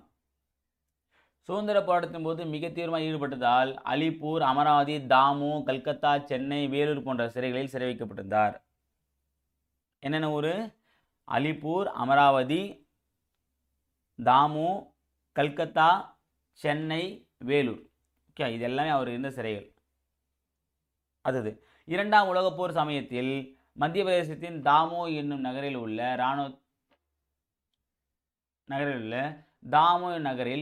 இராணுவ சிறையில் அடைக்கப்பட்டு போர் முடிந்த பிறகு விடுதலை செய்யப்பட்டார். அது 2ஆம் விடுதலை போர் காலத்தில் அவர் எந்த சிறையில் இருந்திருக்காரு? தாமோ சிறை. இது எங்கே இருக்குன்னா மத்திய பிரதேசம் இருக்கு. அது ஒரு தெரிந்து கொள்ளும் கொடுத்துருக்காங்க பாருங்க. பசுமன் முத்துராமலிங்க தேவர் இம்மண்ணுலகில் வாழ்ந்த நாட்கள் 20,075. அதில் வந்து பார்த்தீங்கன்னா சுதந்திர போராட்டத்துக்காக சிறையில் கழித்த நாட்கள் 4000. தன் வாழ்நாளில் 5இல் ஒரு பங்கினை, சரியானது, தன்னுடைய வாழ்நாளில் 5இல் ஒரு பங்கு என்ன பண்ணிக்காரு? சிறையிலேயே வந்து கழிச்சிருக்காரு முத்துராமலிங்க தேவர். அது பெண்களை தெய்வமாக மதித்து போற்றியவர். தேவர் 1936, 1955 ஆகிய ஆண்டுகளில் 2 முறை பர்மா சென்றிருந்தார். பர்மாவில் புத்த பிட்சுகளின் உயர்ந்தவர்களுக்கு பெண்கள் தங்கள் கூந்தலை நடைபாதையாக விரித்து வரவேற்பு அளிப்பது வழக்கம். தேவர் பர்மா சென்றிருந்த போது அவருக்கு அத்தகைய வரவேற்பு அளிக்க முன் வந்தனர். இது பெண்களை இழிவுபடுத்துவதாக உள்ளது என கூறி அதனை ஏற்க மறுத்துவிட்டார். சரியா, பர்மாவில் வந்து பார்த்தீங்கன்னா புத்த பிட்சுகள் என்ன பண்ணுவாங்க அப்படின்னா, பெண்கள் அவங்க கூந்தலை வந்து பார்த்தீங்கன்னா கீழே போட்டு அந்த கூந்தல் மேலே தான் நடந்து போவாங்க. இது பெண்களை இழிவுபடுத்தக்கூடிய செயல், இதை நான் செய்ய மாட்டேன்னு சொல்லிட்டு சொன்னார். யார்? முத்துராமலிங்க தேவர். அடுத்தது நாடு போற்றும் நன்மகன். பொது தொண்டுக்கு இடையூறாக இருக்கும் என கருதி திருமணம் செய்து கொள்ளாமல் தியாக வாழ்க்கை வாழ்ந்தவர் முத்துராமலிங்க தேவர். சரியா, திருமணம் பண்ணால் வந்து நம்ம எதுவும் சாதிக்க முடியாது, நம்ம வந்து ஃப்ரீயாக அங்கேயுமே போக முடியாதுன்றதை தெரிஞ்சுக்கிட்ட முத்துராமலிங்க தேவர் கல்யாணத்தை தவிர்த்துட்டார். அவர் விவேகானந்தின் தூதராக, நேதாஜியின் தளபதியாக, சத்தியசீலராக, முருக பக்தராக, ஆன்மீக புத்திரராக, தமிழ் பாடும் சித்தராக, தென்பாண்டி சீமையின் முடிசூடா மன்னனாக, நீதி வழுவான் நேர்மறையாளராக, புலமையில் கபிலராக, வலிமையில் கரிகாலனாக, கொடையில் கர்ணனாக, பக்தியில் பரமஹம்சராக, இந்திய தாயின் நன்மகனாக விளங்குகிறார். யார்? முத்துராமலிங்க தேவர். சரிங்களா, இத்தகைய பெருமை வாய்ந்த முத்துராமலிங்க தேவர் 1963ஆம் ஆண்டு அக்டோபர் திங்கள் 30ஆம் நாள் இவ்வுலகை விட்டு நீங்கினார். நல்லா தெரிஞ்சுங்க, முத்துராமலிங்க தேவர் பிறந்த நாளும் அக்டோபர் 30 தான், இறந்த நாளும் 30 தான். அப்போ அவருக்கு அந்த ஒரே நாளில் ரெண்டுமே பண்ணணும், பிறந்த நாளும் வரும், இறந்த நாளும் வருது. சரியா, ஓகே. அடுத்தது முத்துராமலிங்க தேவர் முதலில் உரையாற்றிய இடம் வந்து பார்த்தீங்கன்னா சாயல்குடி. அடுத்தது முத்துராமலிங்க தேவர் நடத்திய இதழின் பெயர் என்ன? நேதாஜி வார இதழ். தேசியம் காத்த செம்மல் என்ன? பசுமன் முத்துராமலிங்க தேவரை புகழ்ந்தவர் வந்து பார்த்தீங்கன்னா யார் வருவாங்க? திருவிக்கா. அது முக்கியமானது. அடுத்தது கப்பலோட்டிய தமிழர் வ.உ.சி. ஓகே. கப்பலோட்டிய தமிழர் வ.உ.சியை பற்றி பார்த்தீங்கன்னா ஒரு 4 பக்கம் இருக்குது. இது வந்து பார்த்தீங்கன்னா ராபி சேதுபதி எழுதியிருப்பார். ஓகேவா? அதை ஃபஸ்ட் நம்ம பார்த்துடலாம். இல்லை அது வந்து இருக்கு.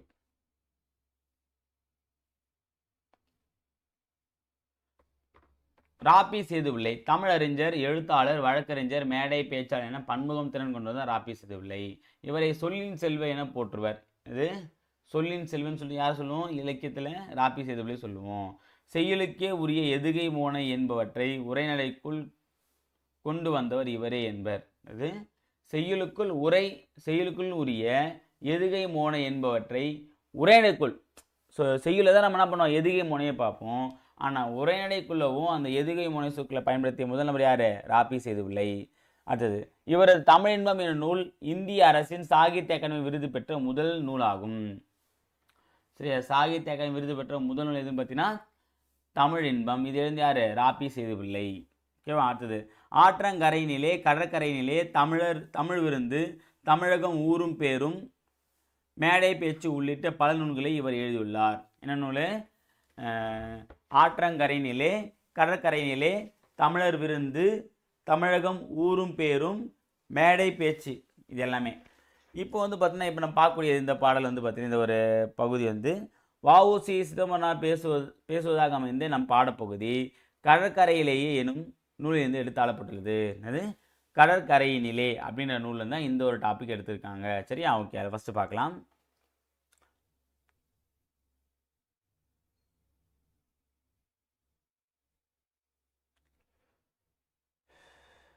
ஃபஸ்ட்டு, தென்னாட்டு துறைமுகமே 300 ஆண்டுகளாக நீயே இம்முத்து கரையில் முதன்மை பெற்று விளங்குகிறாய். முன்னாளில் வளமுற்றிருந்த கொர்க்கை பெருந்துறையின் வழித்தோன்றல் நீயே என்று உணர்ந்து உன்னை வணங்குகிறேன், வாழ்த்துகிறேன். ஆயினும் அக்கால துறைமுகத்தின் மாட்சியையும் இக்காலத்தில் காணும் காட்சியும் நினைத்து பார்க்கும் பொழுது என் நெஞ்சம் குமுறுகின்றது. பாரறிந்த கொர்க்கை துறைமுகத்திலே பாண்டியனுடைய மீன்கொடி உயர்ந்து பறந்தது. கொர்க்கை கடல் முத்து வளம் கொளித்தது. பழங்குடியினர் பரதவர் மரக்கல வணிகத்தால் வளம் பெற்று மாட மாளிகையில் வாழ்ந்தார்கள். இது சென்ற காலத்தின் சிறப்பு. இன்று மீனக்கொடி எங்கே? ஆங்கில நாட்டு கொடி என்றோ இங்கே பறக்கின்றது. பரங்கியர் கப்பல் அன்றோ எங்கும் பறந்து திரிகின்றது. கொள்ளை லாபம் அளிக்கின்ற வெள்ளையர் கப்பலில் கூலி வேலை செய்கின்றனர் நம் நாட்டு மக்கள். சொந்த நாட்டிலே வந்தவருக்கு அடிமை செய்து வயிறு வளர்ப்பது ஒரு வாழ்வாகுமா? வசையொழிய வாழ்வாரே வாழ்வென வள்ளுவர் வாய்மொழி மறக்கலாமா? அப்படின்ற மாதிரி வந்து அவர் கேள்வி கேட்குற. யார்? வ.உ.சி. வந்து கேள்வி கேட்குற மாதிரி தான் அமைச்சிருக்காங்க. இதை ஃபஸ்ட்டு பார்க்கலாம். வளமார்ந்த துறைமுகமே, இந்த வசையை ஒழிப்பதற்காக இந்நகரின் சுதேச கப்பல் கம்பெனி ஒன்று உருவாயிற்று. பாரத நாட்டு செல்வரும் அறிஞரும் அந்த கம்பெனியின் பங்கு கொண்டார்கள். பழங்கால பாண்டியரை போல் மதுரை மாநகரிலே தமிழ்ச்சங்கம் அமைத்து புலவர் பாடும் புகழ் உடையவராய் விளங்கிய பாண்டித்துறையார் அக்கம்பெனியின் தலைவராயினர். அதன் செயலாளராக அமைந்து பணி செய்யும் பேர் எனக்கு கிடைத்தது. கம்பெனியார் வாங்கிய சுதேச கப்பல் உன் துறைமுகத்தை வந்தடைந்தது. வெள்ளோட்டம் பார்ப்பதற்காக அக்கப்பல் இங்கிருந்து கொழும்புத்துறையை நோக்கி புறப்பட்ட நாளில் இன்ப வெள்ளம் என் உள்ளத்திலே பொங்கி எழுந்தது. கண்களில் ஆனந்த கண்ணீர் வழிந்தது. என்ன பண்ணனா, சுதேசி நீராவி கப்பல் அப்படின்னு நிறுவனத்தை ஆரம்பித்து அவருடைய தலைவராக வந்து பாண்டித்துறையாரையும், இவர் வந்து பார்த்தீங்கன்னா மேற்பார்வையில் யாருடைய செயலர் யார் இருக்காங்க? வ.உ.சி. இருக்காங்க. ஸோ இருக்கும்போது ஃபஸ்ட்டு கொழும்புக்கு கப்பல் அனுப்பும்போது ரொம்ப சந்தோஷமாக இருந்துச்சுன்றதை சொல்கிறாரு. அடுத்து பாருங்க, வாணிக மாமணியே, அன்று முதல் சுதேச கப்பல் வாணிகம் வளர்ந்தது. வெள்ளையர் வாணிகம் தளர்ந்தது. அது கண்டு அவர் உள்ளம் எரிந்தது. வெறுக்கத்தக்க சூழ்ச்சிகளை அன்னார் கையாள தலைப்பட்டனர். சுதேசி கம்பெனி வேலை நின்றும் நான் விளங்கி கொண்டால் 100,000 ரூபாய் கையடக்கம் தருவதாக மறைமுகமாக கூறினர். எனக்கு உற்ற துணையாக நின்று ஊக்கம் தந்த நண்பர்களை பலவாறு பயமுறுத்தினர். இவையெல்லாம் பயனற்று ஒழிந்த நிலையில் அடக்குமுறையை கையாள கருதி அரசாங்கத்தின் உதவியை நாடினர். பரங்கியர் ஆளும் துறையே ஆங்கில அரசாங்கம் சர்வ வல்லமையுடையது என்றும் அதை அசைக்க எவராலும் ஆகாது என்று அப்போது பொதுமக்கள் எண்ணியிருந்தார்கள். அதனால் அடிமைத்தனம் நாளொரு மேனியும் பொழுதொரு வண்ணமும் இந்நாட்டு மக்களிடையே வளர்ந்தது. அவன் துரைத்தனத்தார் என்ன சொன்னாலும் எதிர்த்து பேசாமல் சார் சார் என்று சலாமிட்டும் புத்தி புத்தி என்று வாய் பொத்தி சரி சரி என சம்மதித்து தாளம் போடும் போலி அறிஞர்கள் பட்டங்களும் பதவிகளும் பெற்று உயர்ந்தார்கள். அரசாங்கம் ஆட்டுவித்தால் அப்பதுமைகள் ஆடும், எப்போதும் அரசு வாழ்க என்று பாடும். இத்தகைய சூழ்நிலையை எழுந்தது சுதந்திர நாதம். என்ன அப்படின்னா, அப்போ வந்து பார்த்தீங்கன்னா நாங்கள் இந்த கப்பலை விடும்போது எங்களுக்கு நிறைய சிக்கல்கள் இன்னெல்லாம் வந்துச்சு. என்னையும் வேலை பேசுனாங்க, என் கூட அந்த ஃப்ரெண்ட்ஸையும் வந்து மிரட்டினாங்க. என்னதான் இருந்தாலும் அதெல்லாம் மீறி கம்பீரமாக நின்று தான் இருந்தோம். அப்புறம் இப்போ நாங்கள் அரசு தன்னுடைய கேவலமான ஒரு வழியை வந்து பின்பற்றும் பார்த்தீங்கன்னா அந்த வழியை பின்பற்ற ஆரம்பித்தாங்கன்றதை சொன்னார். அடுத்தது, வந்தே மாதரம் என்ற சுதேச மந்திரம் வங்க நாட்டிலே பிறந்தது. எங்கே பிறந்திருக்கு? வந்தே மாதன்ற ஒரு பாடல் வந்து பார்த்தா ஃபஸ்ட் எங்கே? வங்க நாட்டில் தான் தோன்றுச்சு. காட்டுக்கணல் போல் எங்கும் பரவிற்று. சுதந்திரம் எனது பிறப்புரிமை, அதை அடைந்தே தீருவேன் என்று வடநாட்டிலே மாத்தட்டி நின்றார் மராட்டிய வீரர் ஒருவர். அவரே பாரத நாடு போற்றும் பால கங்காதர திலகர். ரொம்ப முக்கியமான ஒரு வரி. சுதந்திரம் எனது பிறப்புரிமை, அதை அடைந்தே தீருவேன் சொன்னார்னா பால கங்காதர திலகர். தென்னாட்டிலே தோன்றினார் நாறுவீடுடைய நண்பர் பாரதியார். அது தென்னாட்டிலே தோன்றினார் நாவீருடைய நண்பர், அதாவது சொல் வளமை பெற்ற பாரதியார். அவர் அஞ்சாத நெஞ்சினர், செஞ்சொற் கவிஞர். வந்தே மாதரம் என்போம் எங்கள் மாநிலத்தாயை வணங்குதும் என்போம். அது வந்தே மாதரம் என்போம் எங்கள் மாநிலத்தாயை வணங்குதும் என்போம் என்று அழகிய பாட்டிசைத்து நாட்டிலே ஆர்வத்தை தட்டி எழுப்பினார். அடுத்தது, புதுமை கண்ட துறைமுகமே, அந்நாளில் வந்தே மாதரம் என்றால் வந்தது தொல்லை. அந்த வாசகத்தில் ஒரு வஞ்சகம் இருப்பதாக ஆங்கில அரசாங்கம் கருதிற்று.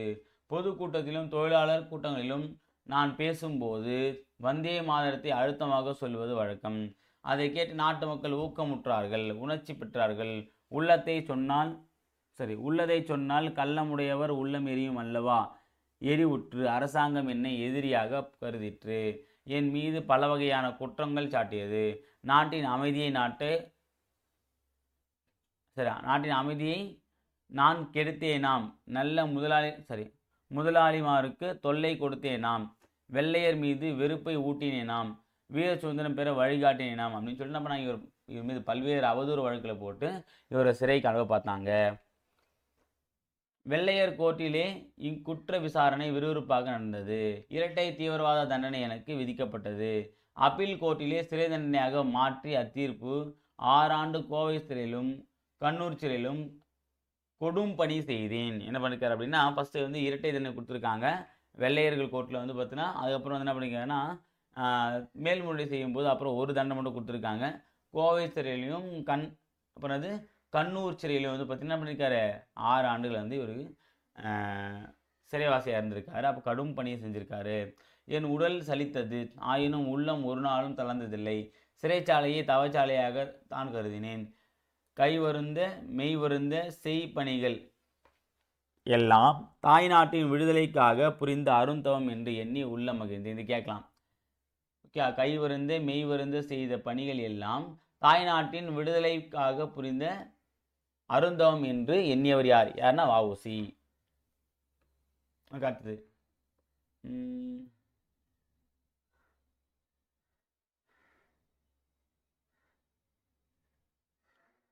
ஓகே, அடுத்து நம்ம பார்க்கலாம். ஒரு நாள் மாலை பொழுது உடல் நலிந்து உள்ளம் தளர்ந்து சிறை கூட்டத்தில் உட்கார்ந்திருந்தேன். அங்கே வந்தான் ஒரு ஜெயிலர். ஓகேவா? அதிகார தோரணியில் நீட்டி நிமிர்ந்து நின்று கொண்டு எனக்கு சில புத்திமதிகளை சொல்ல தொடங்கினான். அப்போது என் மனதில் கோபம் பொங்கியது. அடே மடையா, நீயா எனக்கு புத்திமதி சொல்பவன்? மூடு வாயை, உனக்கு உன் அப்பனுக்கும் புத்தி சொல்வேன் நான், உன்னுடைய கவர்னருக்கும் மன்னருக்கும் புத்தி சொல்வேன் நான் என்று வேகமுற பேசினேன். ஓகேவா? மானமிழந்து வாயிலிருந்து மறைந்தான் ஜெயிலர். ஓகேவா?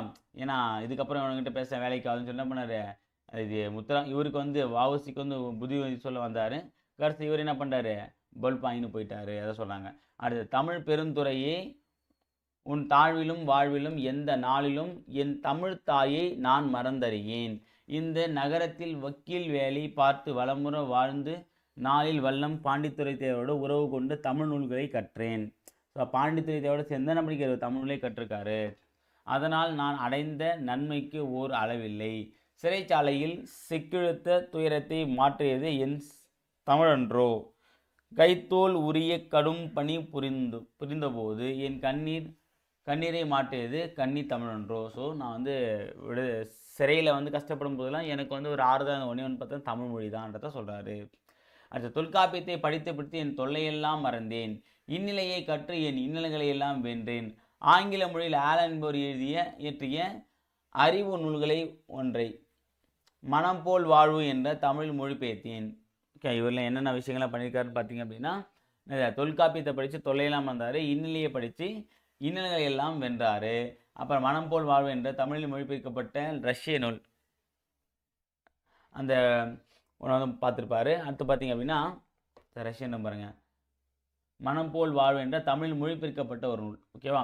யாருன்னா ஆங்கில மொழியில் ஆலன் என்பவர், ஆங்கில மொழி ஆலன் என்பவர் எழுதின நூலை தமிழில் மொழிபெயர்த்திருப்பார். அடுத்தது உயர்ந்த நூல்களில் கண்ட உண்மைகளை இளைஞரும் எளிதில் அறிந்து கொள்ளுமாறு மெய்யறிவு மெய்யறம் என்ற சிறு நூல்களையும் இயற்றினேன். ஒரு சில விஷயங்கள்லாம் வந்து பார்த்தீங்கன்னா இளைஞருக்கு தெரியாத மாதிரி இருக்கும்.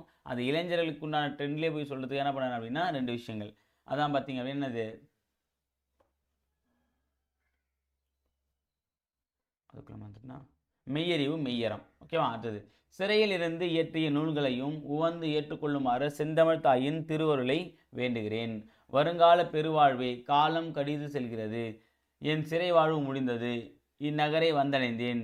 என் அருமை குழந்தையை கண்டு ஆனந்தமுற்றேன். ஆயினும் என் ஆசை குழந்தையை தேச கப்பலை இத்துறைமுகத்தில் காணாது ஆறா துயருற்றேன். பட்ட பாடெல்லாம் பயனற்று போயிற்று என்று பரிதவித்தேன். என்று வருமோ நற்காலம் என்று ஏங்கினேன். இன்று இல்லாவிட்டாலும் என்றேனும் சுதந்திரம் வந்தே தீரும். வீர சுதந்திர வெள்ளம் புறப்பட்டு விட்டது. அதை தடுத்து நிறுத்த யாராலும் ஆகுமோ பாரத நாட்டில். ஓகே, அப்படின்னு சொல்லிட்டு முடிக்கிறாரு. அடுத்து பாருங்க, பாய காண்பது சுதந்திர வெள்ளம், பணிய காண்பது வெள்ளையர் உள்ளம். ஓகே, அப்படின்னு ஒரு பாடல் வந்து பார்த்தீங்கன்னா சிதம்பரனாருக்கு வந்து பார்த்தீங்கன்னா பொருந்தக்கூடியதாக இருக்குன்றத சொல்லி முடிக்கிறாங்க. ஓகேவா? ஸோ வந்து பார்த்தீங்கன்னா வஉசி வந்து இந்த கடற்கரையை பார்த்து ஒரு சில விஷயங்கள் நம்மளை பார்த்து சொல்கிற மாதிரி நான் என்னெல்லாம் பண்ணேன்னு சொல்லிட்டு சொல்கிற மாதிரி என்ன விஷயங்கள் இருக்குது. இதில் முக்கியமாக வந்து அவர் செய்த போராட்டங்கள், அவர் செய்த நன்மைகள், ஓகே, அதெல்லாம் வந்து நல்லா தெரிஞ்சு வச்சிங்க. அவருடைய எப்படி சொல்கிறது, முக்கியமான மேற்கோள்கள் அதை நம்ம தெரிஞ்சிட்டா போதும். அப்புறம் இந்த நீராவி கப்பல் நிறுவனம், இதெல்லாம் தான் வஉசி வந்து கேட்கக்கூடிய கொஸ்டின்ஸ். ஓகேங்களா? ஓகே, அடுத்தது இலக்கண பகுதி. இப்போ நம்ம வந்து செய்யுள் உரைநடை பகுதி முடிச்சாச்சு. இப்போ நம்ம இலக்கண பகுதியில் வழக்கு அப்படின்னு ஒரு டாபிக் பார்க்க போகிறோம். எழுத்திலும் பேச்சிலும் சொற்களை பயன்படுத்தும் முறை வழக்கு. வழக்குனா வழக்கான பயன்படுத்தக்கூடிய முறை. ஓகே, எழுதும் போதும் பேசும்போதும் எப்படி எழுதணும் எப்படி பேசணும்னு சொல்ல பற்றி அதான் வழக்குன்னு சொல்கிறாங்க. ஓகே, இந்த வழக்கு மொத்தம் 2 வகைப்படும். இயல்பு வழக்கு, தகுதி வழக்கு. இயல்பு வழக்குனா என்ன அப்படின்னா, ஒரு பொருளை அதற்கே உரிய இயல்பான சொற்களால் குறிப்பிடுவது. ஓகே, ஒரு பொருளை வந்து பார்த்தோன்னா அதற்குரிய இயல்பான சொற்களால் குறிப்பிடுவது தான் இயல்பு வழக்கு. இந்த இயல்பு வழக்கு மொத்தம் 3 வகைப்படும். இலக்கணம் முடியாது, இலக்கண போலி, மருவு. இலக்கணம் முடியாதுன்னா இப்போ நிலம், மரம், வான் இது எல்லாமே வந்து இலக்கணத்தோடு நம்ம சொல்லக்கூடிய தமக்குரிய பொருளை எவ்வகை மாறுபாடும் இல்லாமல் இயல்பாக தருவது தான் அது இயல்பு வழக்கு. சரி, இலக்கண முடியாது, ஏன்னா இதில் எந்த விதமான இலக்கண பிழையும் இருக்காது. சரிங்களா? அதை சொல்கிறாங்க.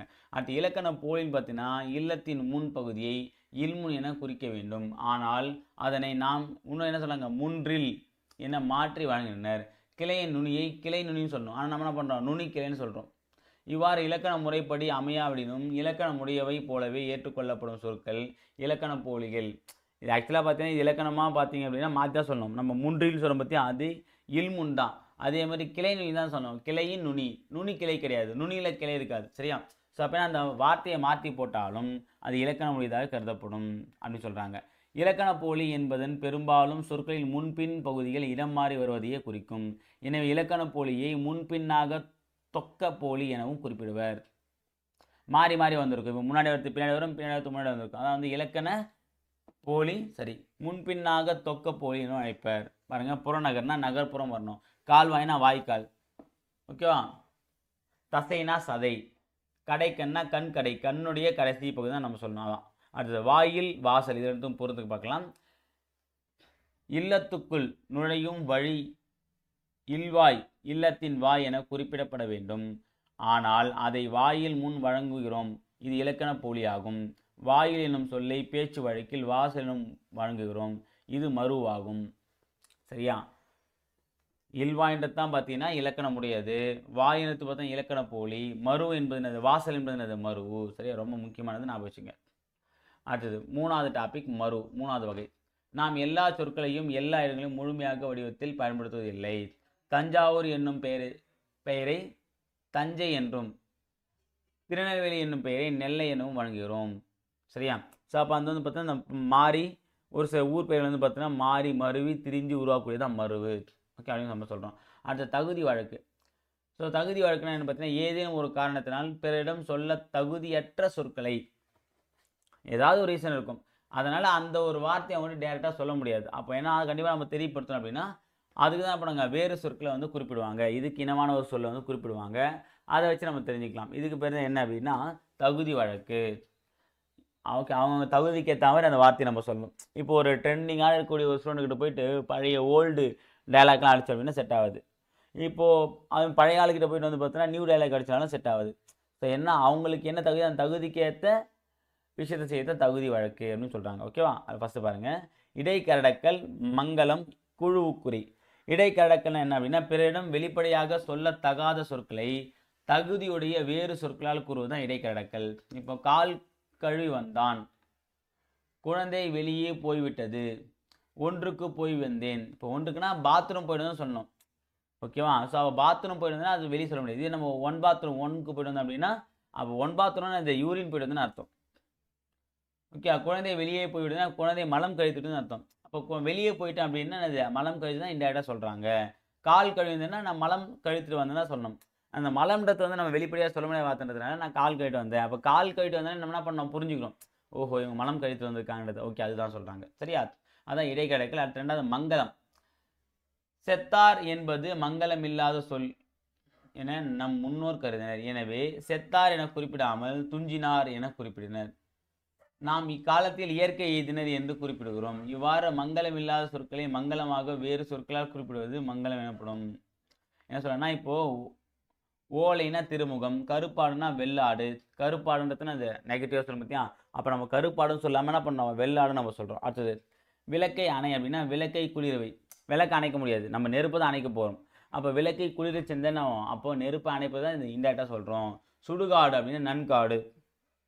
நல்ல முறையாக நம்ம அடக்கம் செய்யக்கூடிய காடு தான் நன்காடு. ஓகேவா? அவ்வளோதான். இதான் வந்து மங்களம். மங்கள்னா என்னென்னா ஒரு வார்த்தை வந்து பார்த்தீங்க அப்படின்னா அமங்கல சொல்ல இருக்கும், அது வந்து மங்களமாக சொல்லத்தான் மங்களம் சொல்கிறாங்க. அடுத்தது பார்த்தீங்கன்னா குழு உக்குறி. 3வது ரொம்ப முக்கியமானது. பலர் கூடியிருக்கும் இடத்தில் சிலர் மட்டும் தமக்குள் சில செய்திகளை புரிந்து கொள்ள விரும்பினால் மற்றவர்கள் புரிந்து கொள்ள இயலாத வகையில் சொற்களை பயன்படுத்துவர். என்னென்னா அவங்க குழுவுக்கு மட்டும் தான் தெரியும் அந்த அந்த வேர்டு. குழுவுக்குன்னா அந்த குரூப்புக்குன்னு ஒரு கோடு அடிச்சிருப்பாங்க. அந்த கோடோடு சொன்னாலே ஆட்டோமேட்டிக்காக என்ன பண்ணுவாங்க, புரிஞ்சுப்பாங்க. மற்றவங்களாம் தெரியாது. அப்போ அந்த குழுவுக்கு மட்டுமே தெரியுது அந்த குழு உக்குறின்னு சொல்கிறாங்க. அது பொன்னை பரி என்ன அப்படின்னா பொற்கொள்ளல் பயன்படுத்துவது. பொற்கொள்ளல் பயன்படுத்தக்கூடிய வார்த்தை அது பொன்னை பரி. அதே மாதிரி யானை பாகர் பயன்படுத்தினது ஆடையை காரை எனல். ஆடையை காரைன்னு சொல்லுவாங்க. யார்? குதிரை பாகன். அவ்வளோதான். சரிங்களா? அடுத்தது இப்படியும் கூறலாம் அப்படின்றதுல இடைக்கரடக்கல் மங்களம் குழு குறி 3ம் ஒரு சொல்லுக்கு மாற்றாக வேறு சொல்லை பயன்படுத்தும் முறையாகும். அதை ஒரு சொல்லுக்கு பதிலாக நம்ம வேற ஒரு சொல்லை பயன்படுத்துது. அதனது இடைக்கரடக்கல் மங்களம் குழு குறி. நாகரிகம் கருதி மறைமுகமாக குறிப்பிடுதல் இடைக்கரடக்கல் ஆகும். நாகரிகம் கருதி அது எப்படி சொல்கிறாங்கன்னு சொல்கிறாங்க. அந்த 3 வார்த்தையை நம்ம எப்படி சொல்கிறோம், நாகரிகத்துக்காக டீசென்ட்டுக்காக என்ன பண்ணோம், அந்த வேறு வார்த்தை சொல்கிறது இடைக்கரடக்கல். அதே மாதிரி மங்களமற்ற சொற்களை மாற்றி மங்கள சொற்களாக குறிப்பிடுவது மங்களம். பிறர் அறியாமல் ஒரு குழுவுக்கு மட்டும் புரியும்படி வகையில் குறிப்பிடுவது குழுவுக்குறி. 3 நான் வச்சுங்க. அடுத்தது பார்த்தீங்கன்னா போலி. அறம் செய்ய விரும்பு. இது ஔவையார் வாக்கு. அறம் செய்ய விரும்புவது ஔவையார் வாக்கு. அது அரண் வலியுறுத்தல் என்பது திருக்குறள் அதிகாரம் 1. அரண் வலியுறுத்தல் என்பது திருக்குறள் அதிகாரம் 1. இத்தொடர்களின் அறம் அரண் ஆகிய சொற்களின் ஓர் எழுத்து மாறியுள்ளது, அதனால் பொருள் மாறப்படவில்லை. சரியா? ஒரு எழுத்து மட்டும் மாறி இருக்கும், ஆனால் அந்த எழுத்து மாறினா கூட அந்த அர்த்தம் வந்து மாறாது. அதான் வந்து போலி நம்ம சொல்கிறோம். போலின்னு அப்படின்னா போல இருத்தல் அது மாதிரியே இருக்கும், ஆனால் வேற இது. சரியா? இந்த 3 வகைப்படும். முதற்போலி, இடைப்போலி, கடைப்போலி. இப்போ முதற்போலி அப்படிங்கும்போது பார்த்தீங்கன்னா பசல், எனக்கு வந்து பார்த்தீங்கன்னா பைசல் பண்ணுங்க நம்ம சொல்லும் பார்த்தீங்கன்னா அதுதான். மைஞ்சு, மையல் ஆகிய சொற்களில் முதல் எழுத்து மாறினாலும் பொருள் மாறவில்லை. இங்கே பான்றது பார்த்தீங்கன்னா பையா மாறி இருக்கு, இங்கே மான்றது மையா மாறி இருக்கு, மா என்பது இங்கே மையா மாறி இருக்கு. அப்படி மாறினாலும் பசல்ன்ற பொருள் தான் வந்து பார்த்தீங்கன்னா இந்த பைசல் தரப்போகுது, மஞ்சுன்ற பொருள் தான் அந்த மைஞ்சும் தரப்போகுது. இவ்வாறு சொல்லில் முதலில் இருக்க வேண்டிய எழுத்துக்கு பதிலாக வேறு ஒரு எழுத்து அமைந்து அதே பொருள் தருவது முதற்போலி ஆகும். இது இடைப்போலி, இடையில கூடிய எழுத்து. இப்போ அமைச்சு, அமைச்சு, மை. இளைஞ்சினா இளைஞ்சி, லை. அரையர்னா அரையனா இங்கே அரையரை ஆகிய சொற்கள் இடையில் உள்ள எழுத்துக்கள் மாறினாலும் பொருள் மாறுவதில்லை. இவ்வாறு சொல்லின் இடையில் இருக்க வேண்டிய எழுத்துக்கு பதிலாக வேறு ஒரு எழுத்து அமைந்து அதே பொருள் தருவது தான் இடைப்போலி ஆகும்.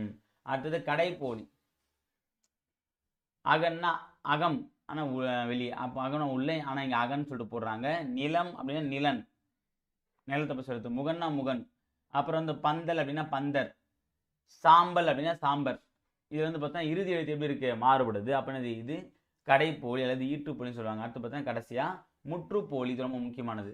மூவகை போலிகள் மட்டுமின்றி வேறு ஒரு வகை போலியும் உண்டு. ஐந்து அஞ்சு சொற்களை நோக்குங்கள். இதில் அஞ்சு என்னும் சொல் 5 என்னும் சொல்லின் போலி வடிவமாகும். ஓகேவா? 5 என்ற சொல்லில் உள்ள எழுத்துக்கள் அனைத்தும் வேறுபட்டு இருந்தாலும் அது 5 என்னும் பொருளை தருகிறது. சரி, என்னது வேற இருந்தாலும் 5 நம்ம சொன்னாலும் எல்லா பொருளுமே மாறினாலும் 5 என்பது 5 குறிக்கிற மாதிரி 5 என்பது எதான் குறிக்கும்? 5 தான் குறிக்கணும். அப்போ பொருளில் மாற்றம் இல்லை, ஆனால் எல்லா எழுத்தையும் மாறி இருக்கு அப்படின்னா அது முற்றுப்போலி. முதலெழுத்து மட்டும் மாறினா முதற்போலி, இடையெழுத்து மாறினா இடைப்போலி, கடையெழுத்து மாறினா கடைப்போலி, முற்றும் இருந்தால் முற்றுப்போலி. சரிங்களா? ஓகே. ஸோ இதோட வந்து பார்த்தோன்னா இந்த ஏழை வந்து முடிக்கிறோம். இதில் வந்து பந்தர் அப்படின்னு பார்த்தா கடைசியில் பந்தல் வரணும் இரு, அப்போ இது ஈற்றுப்போலி, அதாவது கடைப்போலி. இதை ஒன்று. மைஞ்சுனா மஞ்சு வரணும், மைஞ்சு அது முதற்போலி. அஞ்சு, அது இப்போ 5 வந்து பார்த்தோன்னா முற்றுப்போலி, ஏன்னா 5ன்னு வரணும், 5 வந்துருக்கு, அப்போ இது 3. அரையனா இடைப்போலி 4. அதை முடிச்சு. இதோட நம்ம வந்து பார்த்தோன்னா இந்த டிரான்ஸ்லேஷன் பார்த்துட்டா இந்த ஒரு இயலை வந்து நம்ம முடிச்சிடலாம். பார்க்கலாம். கதை பாடல் அப்படின்னா பேலட். ஓகேவா? துணிவு அப்படின்னா கரேஜ். தியாகம்னா சாக்ரிஃபைஸ். அரசியல் மேதைனா பொலிட்டிக்கல் ஜீனியஸ். பேச்சாற்றல்னா எலோக்யூஷன், அதாவது எலோக்யூஷன் அப்படின்னு சொல்லுவாங்க. ஒற்றுமை அப்படின்னா யூனிட்டி. முழக்கம் அப்படின்னா ஸ்லோகன். முழக்கம்னது ஸ்லோகன். சமத்துவம் அப்படின்னா ஈக்குவாலிட்டி. ஓகேங்களா? ஸோ அவ்வளோதான். ஸோ டிரான்ஸ்லேஷனும் பார்த்தாச்சு. நம்ம வெற்றிகரமாக வந்து 7th புக்கில் ஃபஸ்ட்டு டைம் வந்து முடிச்சிருக்கோம். அடுத்த வீடியோ பதில் வேறொரு முக்கிய லைவ் கிளாஸ் நான் உங்களை சந்திக்கிறேன். அதுவரை உங்களிடமிருந்து விடைபெறுவது அருள்ஃப்ரெண்ட் ட்ரோன் அகாடமி. தேங்க்யூ.